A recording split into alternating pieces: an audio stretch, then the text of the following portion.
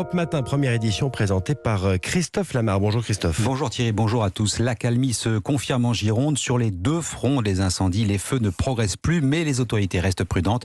Ils ne sont ni fixés, encore moins éteints. 6 000 personnes ont pu rentrer chez elles, 30 000 attendent toujours de pouvoir le faire. Et puis l'heure est également à l'évaluation des dégâts. Ils sont bien sûr très importants. C'est le cas notamment des 5 campings qui bordent la dune du Pilat, totalement dévastés par les flammes. C'est le plus emblématique d'entre eux, c'est bien sûr celui des Flots Bleus, popularisé par la saga Camping avec Franck Dubosc. Le propriétaire est allé constater l'ampleur de la tâche qui l'attend. Tout sera rebâti, mais selon les nouvelles règles fixées par Emmanuel Macron lors de sa visite. Notre correspondant Stéphane Place a accompagné le propriétaire dans les allées calcinées. Reportage. Ça a brûlé quoi, une serviette là? Puis après... Directeur de l'établissement depuis une dizaine d'années, Franck Couder déambule dans un décor noirci, dévasté par les flammes.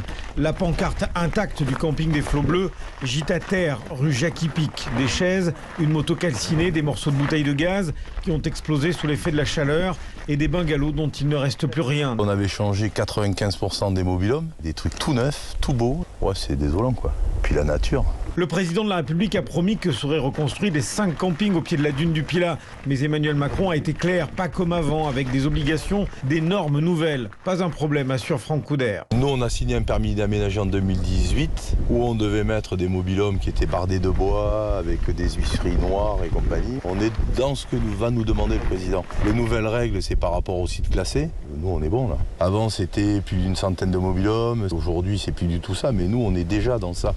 On a sorti 80% des mobil-homes. On a fait un escalier en bois. Déjà, ce patron de camping reçoit des propositions de la part d'entreprises qui veulent l'aider gratuitement à rebâtir. Très touché par cette solidarité, Franck Couder prépare lui de son côté le remboursement de ses clients, environ 700 séjours. Un reportage de Stéphane Place au camping des Flots Bleus, de son vrai nom, camping de la Dune. Et puis l'autre chantier, Christophe, c'est bien sûr la forêt à la Teste de Bûche, comme à Landiras. Il faut maintenant penser à replanter. 20 800 hectares de pinèdes partis en fumée. Là aussi, le président Macron, lors de sa visite, a suggéré de replanter, mais en respectant certaines règles. La question est tout sauf simple. Faut-il intervenir ou laisser faire la nature? Élément de réponse avec Thierry Gauquelin, professeur émérite à l'Académie d'Aix-Marseille. La première, c'est la régénération naturelle qui est plutôt pratiquée dans le sud-est de la France et qui vise à laisser finalement la nature reprendre ses droits, c'est-à-dire qu'on va jouer sur le stock de graines que l'on trouve dans le sol, par exemple des pins, et notamment dans la région méditerranéenne, le pin d'Alep, qui va recoloniser naturellement le milieu sans qu'on ait besoin de planter. Et la deuxième option, c'est la plantation, c'est-à-dire que là, d'une façon plus artificielle, on va planter des jeunes plants. Dans ce cas-là, de ne pas planter peut-être uniquement des pins, mais de rajouter chênes verts, chênes pubescents, arbousiers, de façon à diversifier le milieu, sachant aussi qu'il faudra tenir compte du fait que le climat dans 20 ou 30 ans ne sera plus le même. Donc il faut réfléchir à des espèces adaptées au climat futur. Thierry Gauquelin, professeur émérite à l'Université d'Aix-Marseille avec Arthur Pereira. Dans le Finistère, l'incendie des Monts d'Arrée est désormais maîtrisé. Situation totalement stabilisée, annonce la préfecture.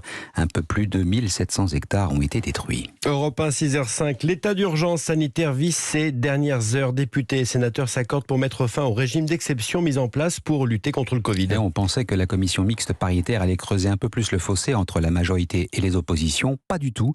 Le projet de loi sanitaire réécrit par le sénateur Philippe Bas a mis tout le monde d'accord.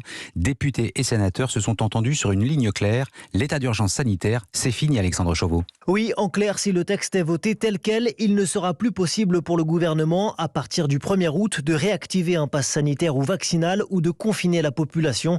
L'autre mesure qui avait été rejetée par l'Assemblée la semaine dernière concerne la protection aux frontières. Ainsi, dans le texte validé hier, il n'est désormais plus question de pass sanitaire exigé pour une arrivée sur le territoire, mais d'un simple test PCR de moins de 48 heures. Celui-ci ne serait par ailleurs demandé que pour les voyageurs en provenance d'un pays où circule un nouveau variant jugé particulièrement dangereux. Changement également pour les Outre-mer et la Corse. Si la version initiale prévoyait de présenter un pass sanitaire pour s'y rendre, le nouveau texte stipule que seul un test PCR pourrait être demandé et uniquement si les hôpitaux sur place étaient saturés. Enfin, le Sénat a souhaité rouvrir la question de la réintégration des 2600 soignants non vaccinés.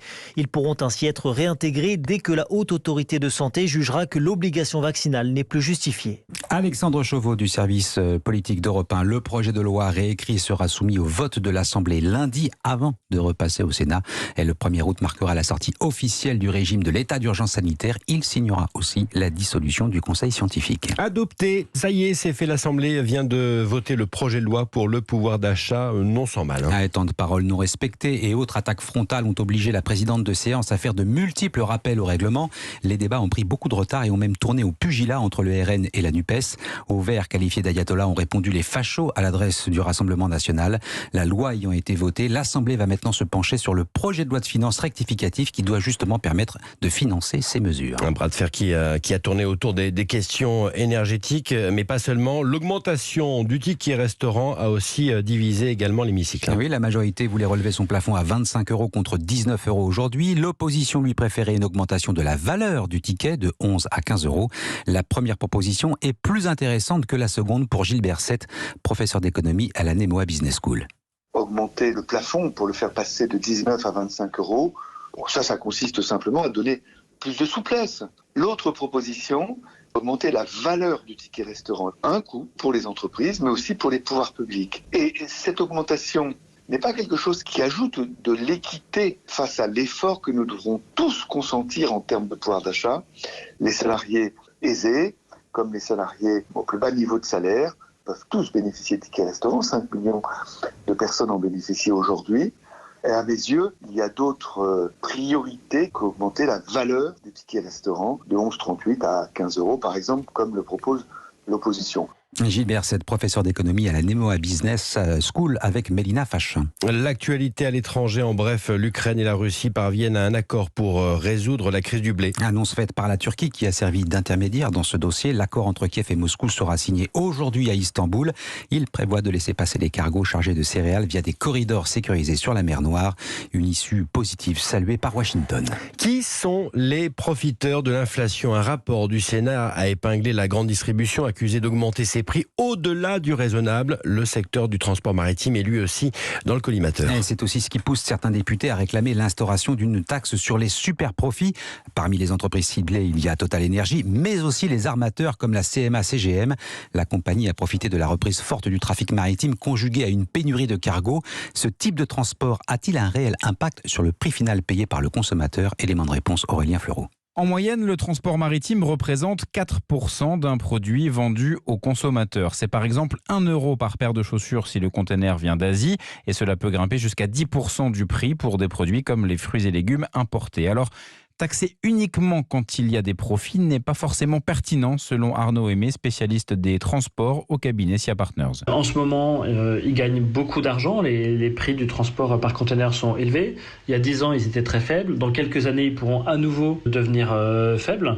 Donc maintenant, pourquoi pas plafonner les profits, mais alors il faudrait également plafonner les pertes pour les années où les transporteurs maritimes perdent de l'argent. Mais l'idée de taxer des profits s'ils sont durables n'est pas totalement à écarter, explique Sarah Guillou, économiste à l'OFCE. La question vraiment, c'est combien de temps vont durer ces augmentations de profits ? Est-ce que c'est vraiment juste cette année ou est-ce que ça va être étalé dans le temps ? Et si ça dure, on peut exiger une taxe qui pourrait financer un fonds pour rendre le transport plus propre, par exemple. CMA-CGM a proposé de faire baisser les prix des containers pour les importations vers la France, sans garantie qu'il y ait un réel impact sur le prix final des produits. Aurélien Fleureau du service économie d'Europe 1. Enfin, le football, Bordeaux suspendu à la décision du Comité national olympique et sportif français. Décision du CNOSF attendue en début de semaine prochaine. Les Girondins sauront alors s'ils peuvent rester en Ligue 2. Et c'était le journal de Christophe Lamar. À tout à l'heure, Christophe.